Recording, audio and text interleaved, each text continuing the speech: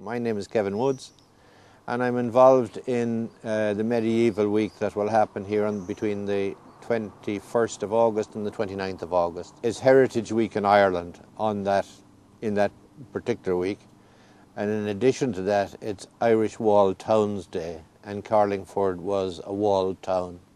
So as part of the Heritage Week, we have decided to go back and celebrate the building of King John's Castle, which is in 1210. We're going to transform part of the streetscape of Carlingford into a medieval street, as it would have been 800 years ago, with geese and ducks and hens and all that sort of thing. And then we asked for candidates around Ireland to come and live in a medieval house as they would have 800 years ago. So they've got to forage for their own food. And to do that, we're going to train them. We're going to take them out. We're going to show them where they can find wild spinach and sea asparagus, and they have to fish for their own food. Now, they'll have eggs and they'll have chickens, and there'll be chickens there to be killed and plucked and whatever as they would have. We have the 8 candidates already picked. They're from every strata of life. We got over, I think, 118 candidates. From Wales, from Italy, from Scotland, from all over. It was just absolutely incredible. And people biting their arms off just to get in and try it. The age range is 63 to 22. There are a few who have an interest in archaeology and maybe an interest in those sorts of, in that particular period or that particular time.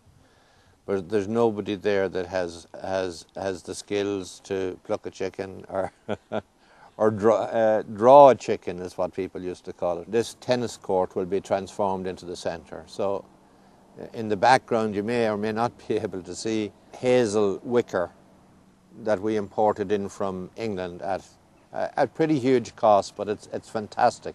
It's exactly as it would have been 800 years ago. There's not a nail to be seen in it. And then this whole area will be covered with bark and medieval tents. So we're providing medieval tents to people who do medieval crafts.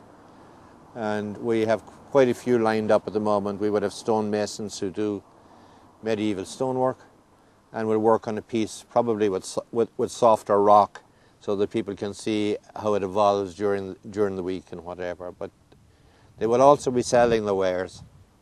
So if there's a guy comes in with a sculptor comes in and he's doing medieval work, he'll probably have medieval sculptures for sale. On the other hand, there'll be a monk here. Monks were very popular at that time. And he will have his honey. He'll have a hive there, but it'll be a demonstration hive. So we'll be able to talk to them and show how that is done, and how the bees work and how the honey's made. And its importance then into a drink called mead. People said, well, what did they do really in those days? Well, mostly they drank.